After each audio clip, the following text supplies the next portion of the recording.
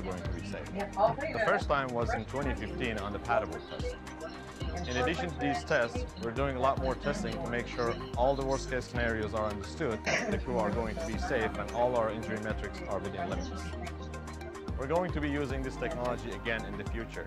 In fact, Ripley is going to be flying in our in-flight abort test later this year. We're not going to be getting real-time data for this mission. Once Ripley comes back home, she is going to give us all the data, and that's going to get us one step closer to human spaceflight for everyone. There's a lot of reasons why kids will eat, but they always eat what they love. We are at T-minus 34 minutes and 38 seconds. The call for propellant load is coming up in just a few moments here, so let's listen in for that call out on the nets.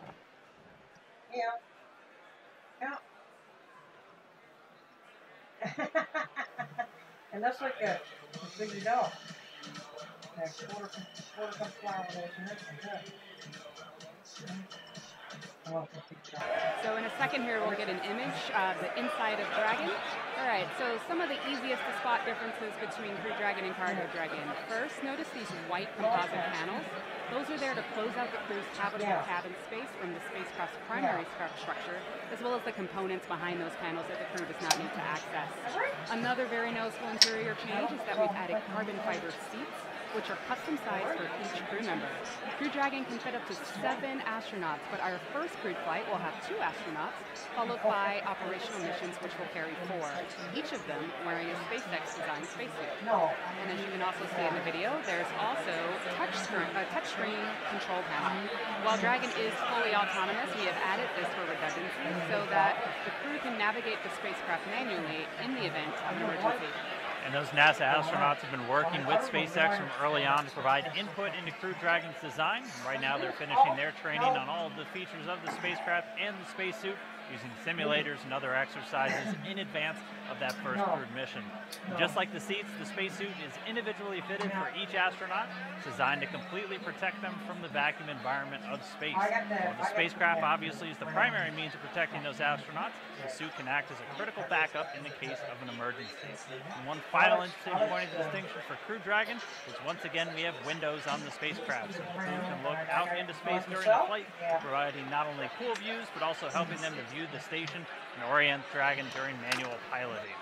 Now let's not forget about Falcon 9. The design of our rocket is just as critical to the Demo 1 mission as is the spacecraft.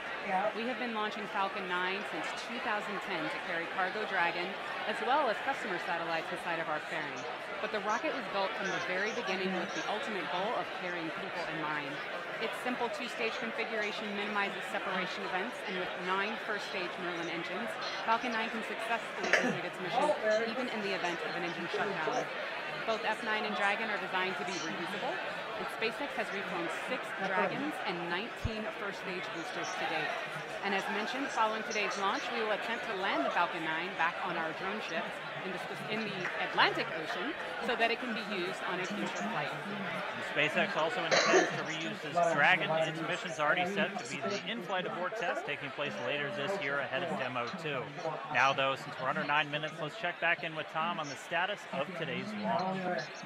Thanks, guys. We are at 8 minutes and 30 seconds until launch. The excitement here at SpaceX headquarters is palpable.